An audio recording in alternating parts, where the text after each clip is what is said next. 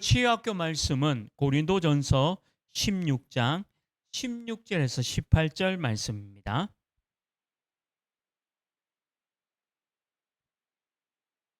고린도전서 16장 16절에서 18절 말씀까지 우리 함께 말씀 합독하시겠습니다. 이 같은 사람들과 또 함께 일하며 수고하는 모든 사람에게 순종하라. 내가 스데바나와 부드나와 아가이고와 온 것을 기뻐하노니 그들이 너희의 부족한 것을 채웠음이라. 그들이 나와 너희 마음을 시원하게 하였으니 그러므로 너희는 이런 사람들을 알아주라. 아멘. 오늘 여기 보면 너희 마음을 시원하게 하였다. 성격이죠. 그래서 오늘 우리 치유학교의 말씀은 우리가 또 현장에서 또 치유해야 됩니다. 이 성격 치유, 기질이죠. 어, 불신자들은 이 성격이 치유되지 않습니다. 시원하게 해야 되는데 시원하지 못하거든요. 그래서 서론에 보면 성격과 기질은 안 변합니다. 이거 바꾸려고 하면 바꾸는 그 사람이 다쳐요. 결론은 뭐냐? 안 변한답니다. 변할 수 없습니다. 성격과 기질은 절대 안 변합니다. 그래서 제가 현장에서 다락방도 하고 또 교회 생활을 오래 하면서 이 상담도 하지 않습니까? 가정에 이 부부도 어려운 게 성격이에요. 그리고 우리 청년들이 보니까 직장 생활하면서도 성격이 너무 안 맞아요. 그 자기의 상급자, 그리고 밑에 있는 하급자, 또 직장 동료 이 관계도 너무 성격이 이상하고 괴팍한 사람들이 거의 100%입니다. 성격이 좋은 사람들이 있느냐? 아니에요. 이 사회 나가고 현장 가보면 성격과 기질이 일단 달라요. 그 성경에 나오는 대로 창세기 3장에 성격과 기질이 형성되어 있기 때문에 굉장히 어렵다는 거죠. 저는 그래서 이게 결국에는 복음이 아니면 이게 바뀌어질 수가 없습니다. 그러니까 안 변한다라고 아셔야 돼요. 이게 불통이잖아요.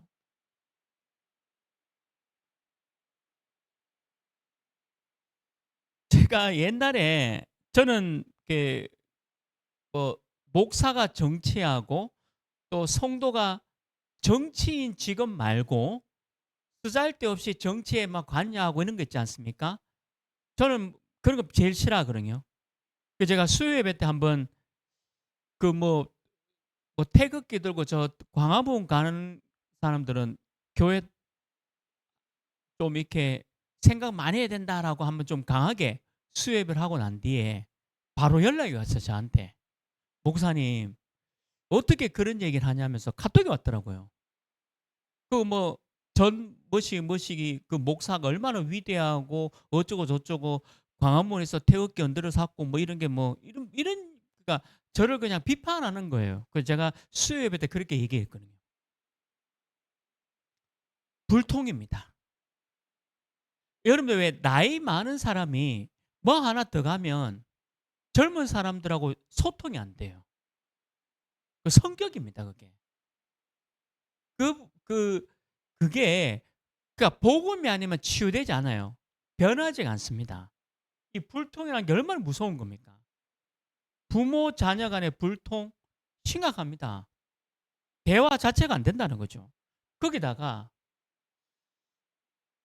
이게 맞다라고 증명이 돼도요. 고집 피워요. 이게 성격입니다. 사단에서 나온 거죠.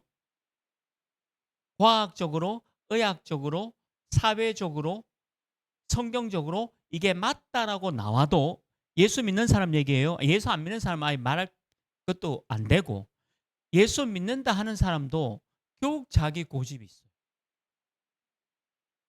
그러니까 뭐가 안 되냐니까 이해를 할 수 없는 거죠. 왜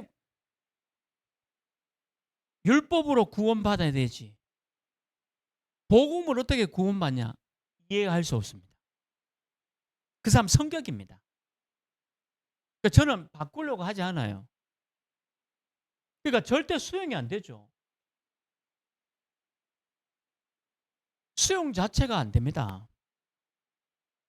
이해도 안 되고 성격 이게 수용 안 되는 게 성격이라니까요. 그러니까 계속 뭘 만드느냐면 분쟁을 만드네요. 왜냐? 창세기 3 장에 나만 맞으니까. 다른 사람 얘기 안 들으니까. 내가 맞고 네가 틀렸으니까. 성경이 이렇다라고 얘기해도 아니 내가 맞고 성경이 틀렸다 이렇게 나옵니다. 성경이 틀렸다라고 얘기하면 뭔가 좀 이상하잖아요. 그러니까 그렇게 얘기하지 않지만 본인은 내가 맞다는 거예요. 이 성격이 오늘 치유학교의 치유 제목은 성격 치유해야 됩니다. 기질. 이건 안 변하거든요. 이게 창세기 3장에서 나오는 성격입니다. 그래서 이게 우리 제가 청년들 이제 지도하다 보면 지금 청년은 아니지만 옛날이죠. 보면 이렇게 성격이 너무 안 맞는 애들 결국 깨져요. 처음에는 뭐 좋아서 이렇게 뭐 사귀는 것 같은데 나중에 가보면 성격과 기질이 너무 안 맞아가지고 결국 헤어지는 그 애들이 너무 많더라고요. 그만큼 무서운 겁니다. 안 변한다니까요. 그러면 저는 성격이 변했냐? 맞아요. 이 복음에 계속 각인 뿌리 체질이 들어가지 않으면 성격 절대 안 변합니다. 그러니까 그게 들어가니까 성격이 변하는 거예요. 기질이 변하고 성격이 변합니다. 고린도후서 5장 17절 말씀대로 새로운 피조물이 되는 거예요. 조건은 복음이 들어가야 돼요. 불신자의 상태는 이렇습니다. 우리가 알고 도와주셔야 돼요. 그게 본론이죠. 시원한 사람이 돼야 되는데 오늘 말씀 있잖아요. 그 사람들은 성격 때문에요. 스트레스 받습니다. 스트레스는 성경에 나오는 얘기예요. 이게 염려, 걱정, 스트레스거든요. 불안, 걱정, 스트레스입니다. 미래, 스트레스입니다. 지금 현실 문제, 스트레스예요. 불신앙도 스트레스고. 사람들은 다 여기에 시달리고 있어요. 이게 성격이에요. 그래서 성경에 보면 어떻게 되어 있습니까? 이게 상처로 남잖아요. 이 스트레스가 저 사람이 내한테 주는 이 스트레스 상처로 남아버려요. 그러니까 안 변해요. 그 상처는. 이게 질병이 온다니까요. 그래서 병원에 검진해 보셨죠? 의사가 뭐라 그럽니까? 스트레스 받지 마십시오. 암의 거의 100% 원인이 물론 다른 어떤 유전적인 뭐 그런 거 있겠지만 어쨌든 의사분이 얘기하는 게 뭐죠? 스트레스를 받으면 암이 온다라고 하잖아요. 모든 질병이 옵니다. 성경에서는 스트레스 받지 말라고 되어 있죠. 근데 세상 사람은 스트레스를 받게 돼 있잖아요. 근데 이게 그냥 끝나는 게 아닙니다. 정신 문제까지 온다니까요. 무섭죠. 그래서 정신 문제 오는 게 스트레스입니다. 이게 성격이 돼버려요. 기질이 되고 성격이 되니까 안 변해요. 성경이 그렇게 주잖아요. 그래서 이거 뭐가 파괴됩니까? 인간관계가 파괴돼요.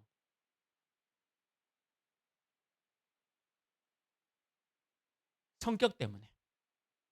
인간관계가 파괴됩니다.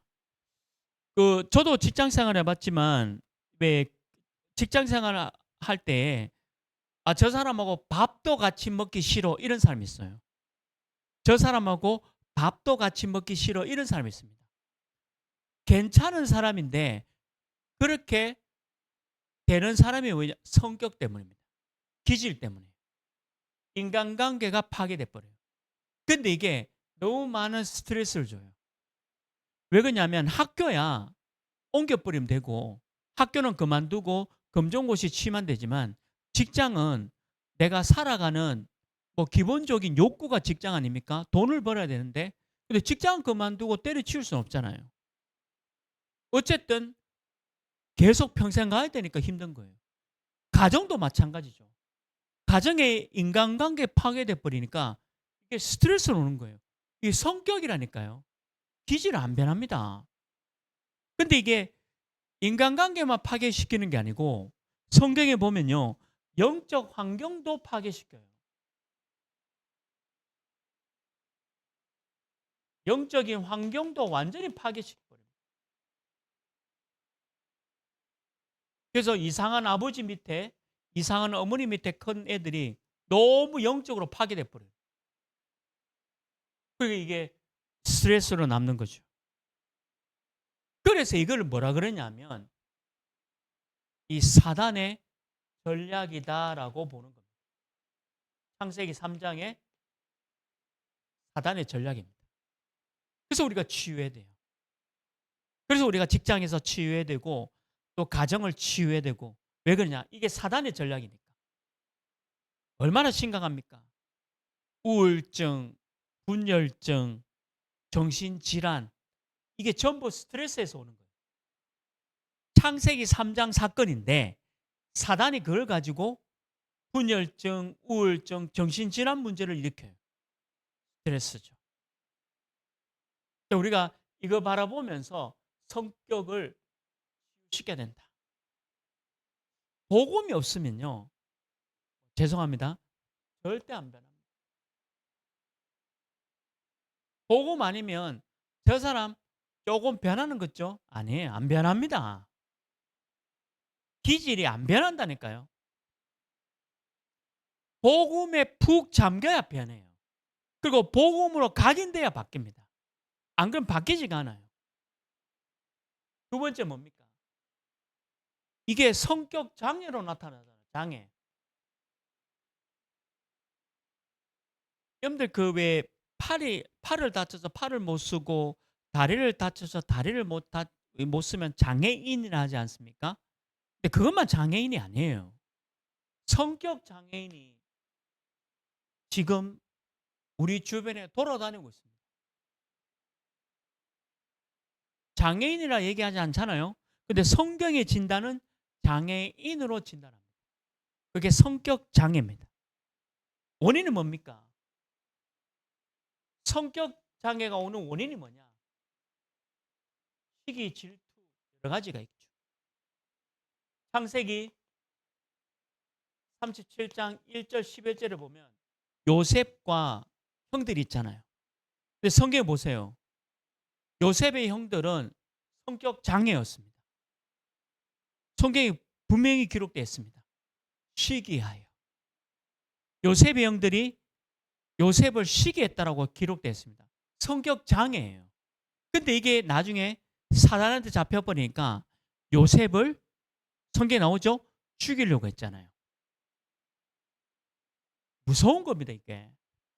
여러분들 팔 하나 없고 다리 하나 없는 게 장애인. 물론 그것도 장애인이지만 이 성격 장애는 무서운 거예요, 사실은. 제대로 알고 나면요. 사람 사귀는 게 두렵다니까요. 내가 이 직장 들어가는 게 두려워요. 왜 그러냐? 복음의 비밀, 사단을 꺾을 힘이 없으면 직장 자체가 성격 장애 공동체라니까요. 사무엘상 18장이죠. 18장 7절 8절에 보면 이 사울 왕이 다윗을 시기했다라고 나옵니다. 그 사울 왕은 뭐죠? 성격 장애예요. 근데 이 성격 장애가 사단의 전략에 잡혀버려요. 무서운 거죠. 제가 그 사역을 많이 할 때는 좀 도와주세요라고 집에 가보면 막 술 먹고 난장판 막 그 집에도 들어가야 되잖아요. 이 사람이 왜 이렇습니까? 하면 술만 먹으면 저 사람이 저렇대. 술만 먹으면. 여러분들 술이 문제입니까? 술이 문제가 아니에요. 중독이 문제입니까? 중독이 문제가 아닙니다. 그 뒤에 걸 봐야 돼요. 사단의 전략이고. 이 사람이 그렇게 될 수밖에 없던 성격이 장애가 딱 생긴 거예요. 어릴 때든지 뭔지 모르지만 어느 날 이게 딱 성격 장애로 나옵니다. 술로 해결해 보려고 했는데 그게 드러난 게 폭력이에요. 저는 그런 가정 많이 봤거든요. 사도행전 5장 1절 11절에 보면 아나니아와 삽비라가 나옵니다. 근데 아나니아와 삽비라도 요셉을 보면서, 이게 구약의 요셉 말고요. 이 신약에도 요셉이 나오지 않습니까? 그 요셉을 보고 시기했어요. 질투했어요. 부러워했어요. 아, 나도 땅 팔아가지고 인기를 얻어야지. 근데 베드로가 뭐라고 했죠? 사단이 충만한 자. 사단이 충만한 자.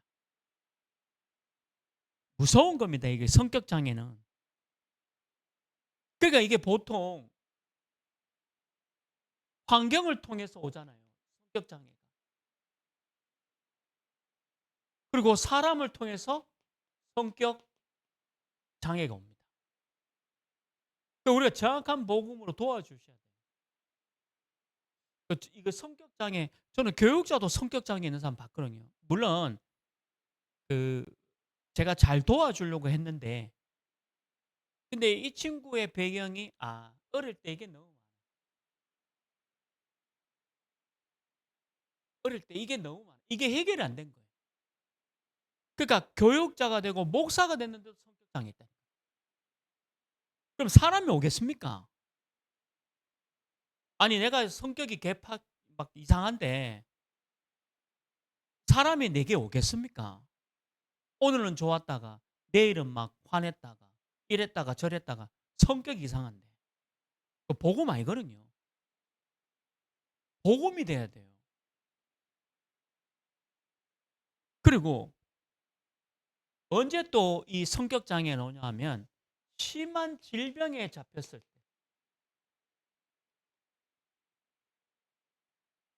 그래서 이 심한 질병에 잡힌 사람도 성격 장애가 와요. 이 육신 장애죠. 저 사람 성격이 왜 저렇게 변했습니까? 엄청난 질병 가운데 있다가 저 사람 성격이 저래 됐습니다. 이렇게 그런 것도 있더라고요. 근데 아닙니다. 물론 그게 어떤 결과겠지만 결국 사단의 전략입니다. 성격 장애가 조심해야 됩니다. 여러분들 정말 이해하고 수용할 수 있습니까? 그럼 다된 거예요. 그 사람들이 저를 보고 니는 왜 이쪽 라인도 알고 저쪽 라인도 알고 자꾸 그런 얘기해요. 근데 캐습니다. 왜 이쪽 라인이고 저쪽 라인인데? 복음과 전도 선교한다면 이쪽도 되고 저쪽도 되고 뭐 그쪽도 되고 다 되는 거 아이가? 복음, 제가 이상한 건지. 그 그렇게 보면 또 제가 또 성격이 이상하죠. 왜냐? 뭐 유목사님이 지난달 또 말씀했죠. 본인은 혼자 다닌다고. 내하고 똑같더라고요. 왜 혼자 다니냐 얘기했습니다. 집회 때 얘기했잖아요. 사람들하고 어울리다 보면 자꾸 그러니까 헷갈린대. 자꾸 혼자 다닌대. 저도 그랬거든요. 근데 유목사님은 저나 또 성격 장애라. 어떻게 보면. 근데 누굴 피해주는 성격 장애는 아니잖아요. 혼자 뭐 사보작 다니는 거는 누구 피해를 줍니까? 아니잖아요. 그건 아니잖아요. 근데 뭐 이렇게 편 나누고 이 분쟁이잖아요, 이게. 그래서 제가 성격 장애가 아니고 분쟁하기 다 복음이고 전도 선교면 다 맞는 거지 뭐. 물론 복음 아니고 전도 선교하면 저는 칼입니다, 칼. 그냥 뭐 모든 연을 다 끊습니다. 복음과 전도 선교하는 모든 연을 끊어요. 이것도 성격 장애인데. 근데 복음과 전도 선교면 무조건 화합입니다. 제가 이때까지 그렇게 살아왔고 앞으로도 그렇게 살아갈 가능성이 있습니다. 물론 그게 성격 장애라면 뭐 그럴 수도 있겠지만.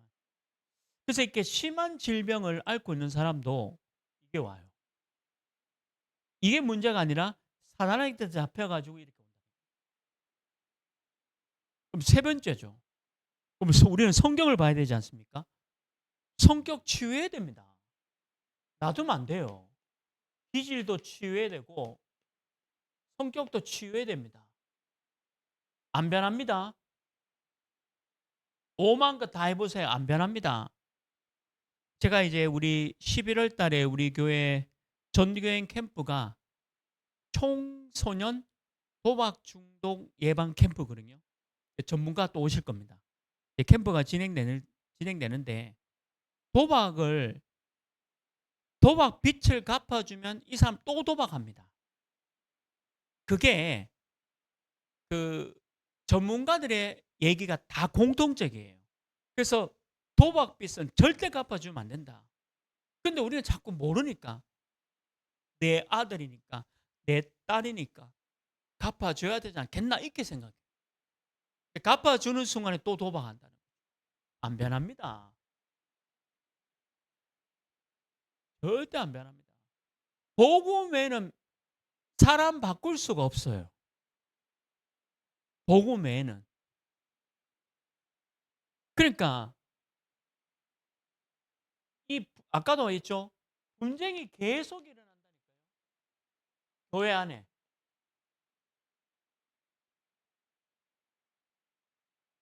교회 안에도 분쟁이 계속 일어납니다. 왜? 나니까 나. 오직 복음, 전도, 선교만 합시다. 그러면 하나가 됩니다. 오직 복음, 전도, 선교 아니면 분쟁이 나와요. 저는 그거 봤거든요. 교회 안에. 이거 치유받아야 돼요. 그래서 교회 안에서 분쟁 일으키는 사람은 사단에 속해 있다. 그리고 복음 외에 자꾸 딴소리 하면 죄송합니다. 사단 심부름하고 있는 겁니다. 맞니 안 맞니? 그 딴소리 할 시간도 없고 뭐 맞으면 뭐 어떻고 안 맞으면 또 얼만큼 안 맞습니까? 이 땅이 천국입니까? 복음이 있으니까 하나님 나라지. 이 성격 장애를 치유해야 돼요. 그래서 성경에 보면 복음 외에는 복음 치유 외에는 답이 없다는 거예요. 고린도전서 1장 18절 십자가의 도. 십자가의 도가 뭡니까? 예수 그리스도. 오직 복음, 오직 그리스도. 또 고린도전서 2장 1절 12절 복음 외에는 다 버리는 겁니다. 복음 외에는 답이 없다. 이게 치유죠. 성격을 바꿀 수 있는 유일한 길은 복음 들어가야 됩니다. 복음이 각인돼야 돼요. 뿌리 내리고 체질돼야 됩니다. 다른 방법은 없다. 그래서 우리는 교회와 현장을 바라보면서 치유자로 서야 된다. 복음 가지고. 제가 이렇게 뭐 폭력적인 남편 술 깨고 나면 또 후회하잖아요. 그 후회하고 있을 때 그때 진짜 복음 얘기해야 됩니다. 그 남편한테 단 얘기할 거 없어요. 그냥 그 술 먹으면 이래 되는 게 아니고 선생님 창세기 3장 문제가 있고 사단 마귀 귀신이 있는데 술이란 걸 가지고 선생님을 지금 활용하고 있고 이용하고 있는 거다. 그게 성격이다. 지금 안 변한다. 그래서 이거를 끝내려고 하면 술을 끊는 게 문제가 아니고 오직 그리스도 복음 외에는 답이 없다. 분명히 그렇게 얘기해 줬습니다. 뭐 지금도 얘기할 거고 뭐 앞으로 누굴 만나든지 그렇게 그 외에는 답이 없다. 성격 치유는 복음 외에는 답이 없다. 안 그러면 안 변한다. 요즘은 60대, 70대 분들이 얼마나 유튜브 봤는지 한쪽으로만 불통입니다. 그거 아닌데 그거 가짜 뉴스인데 맞다는 거예요. 불통이에요. 한쪽으로 이게 성격입니다. 그게 그러니까 복음이 안 들어가면 그 치유가 안 된다니까요. 결론이죠. 성격이 어떻게 돼야 되냐면 오늘 고린도전서 16장에 나오죠. 시원케 하는 사람이 돼야 돼요. 이게 성격 치유된 자의 특징입니다. 사람도 시원케 하지만 교회도 성격 치유된 사람의 특징, 사람을 시원하게 하고 교회도 시원하게 합니다. 근데 이거를 가지려고 하면 복음 외에는 답이 없습니다. 마태복음 16장 16절에 그리스도 외에는 답이 없다. 그러니까 엉뚱한 거 붙잡고 있으면 안 변한다.